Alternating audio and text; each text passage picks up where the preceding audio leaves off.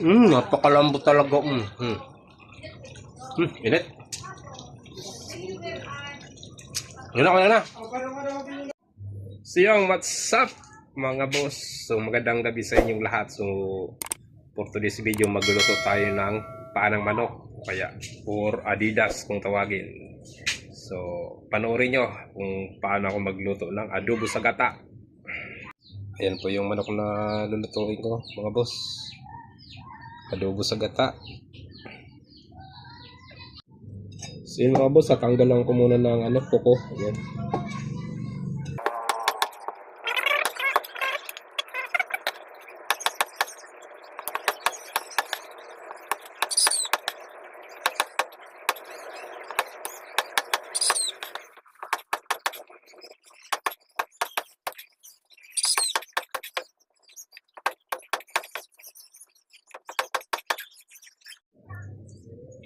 Ito na nga pala mga boss, pagkatapos ko linisan, ilalaga ko muna para mabilis lumambot. Abangan nyo na lang ulit yung susunod kong gagawin. So yun mga boss, habang naglalaga tayo, i-ready ko na yung mga ingredients niya.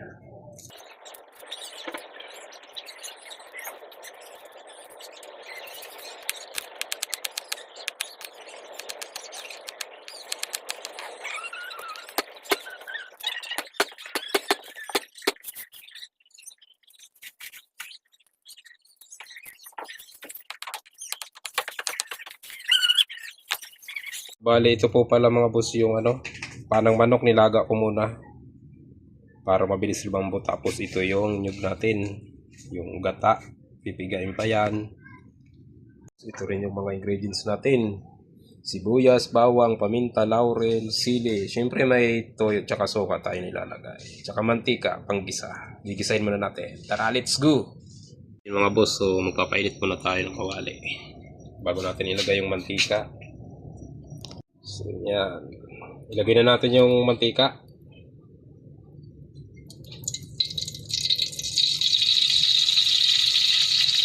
Kunti lang, panggisa lang. Ayan, tapos lagay na rin natin yung bawang.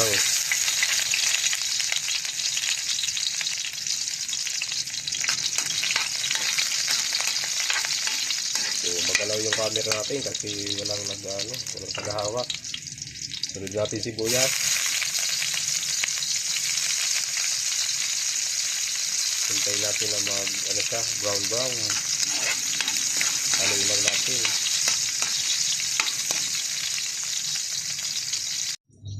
So yan, kapag brown na yung natin, bawang tsaka sibuyas, lagay na natin yung sili.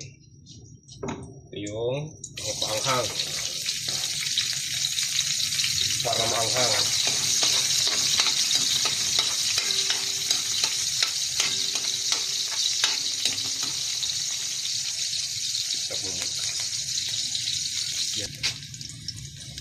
Yan, tapos lagay na natin yung parang manok.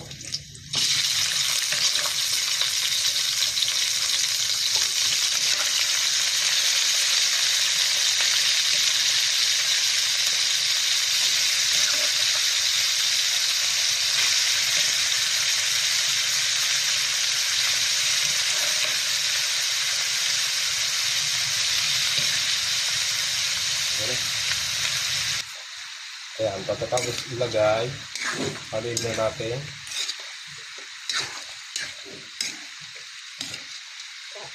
Yan, matuwal yan.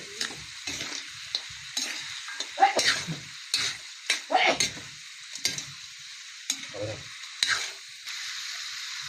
Tapos, lagay na natin yung toyo mga boss.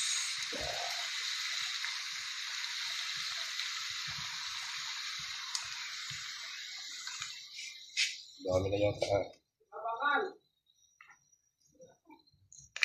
Busin na natin. Tapos, konting suka lang.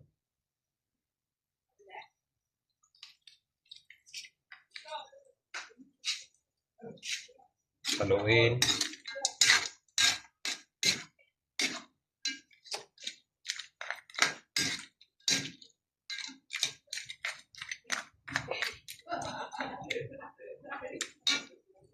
Ito yung paminta.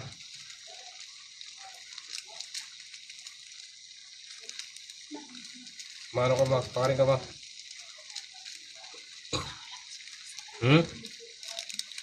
Laurel. Ano ba? Sige mo sila. Pahamot sa na. Nag-adobo sa tawya. Ano na sabi, mamut na ano. Ay ba? Ha?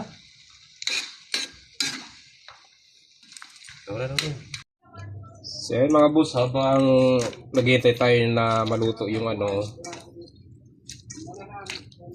panang manok, lumambot, bibigay na natin tong ano, gata, imikos-mikos na natin para masarap.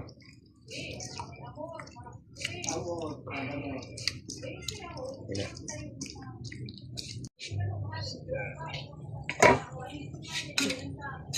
Yan mga boss, pwede na natin ilagay yung gata.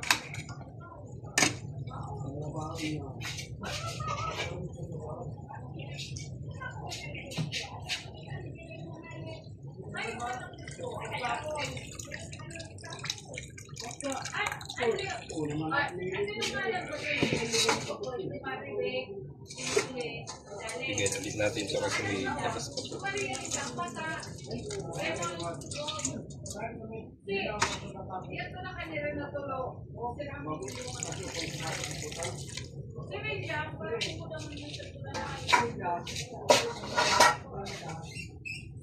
Tapos haluin natin.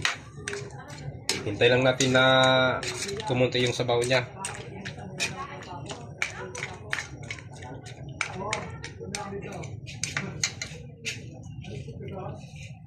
Takpan muna natin mga boss. Yan. So yun mga boss, lagyan natin ng konting asin. Muntik pa makalimutan ng asin.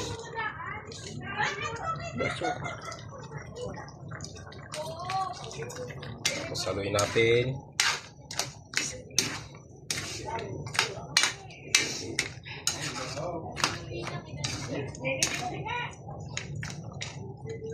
Siyempre para sigurado na masarap, tinitikman yan. Pero may abangan nyo yung ano, sikreto ko dito, yung talagang manunuot yung sarap. May ilalagay pa tayo dyan. Asin muna.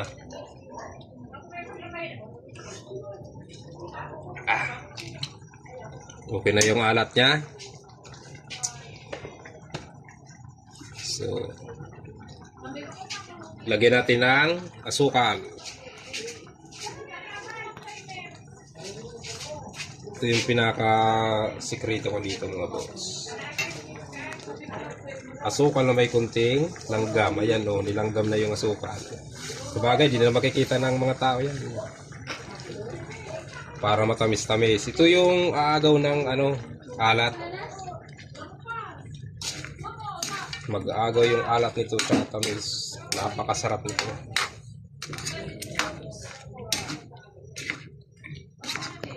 Tapos may kunting langgam. Nilanggam na yung asukal ko eh. Yung tira pa kasi yun nung gumawa ko ng leche plan.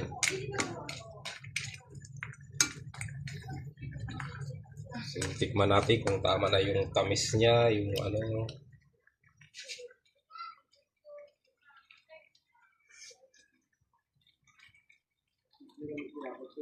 Mga natin.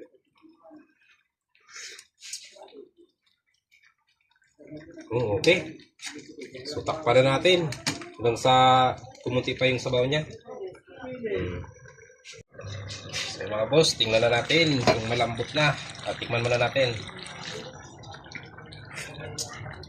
Talaga suabe. Tikman natin yung ano. Tingnan nyo naman oh. Kumaano na, kumakalas na yung balat niya. Sigurado malambot na to. Tikman natin. Tikman natin oh. Napakalambot talaga. Init. Yan na.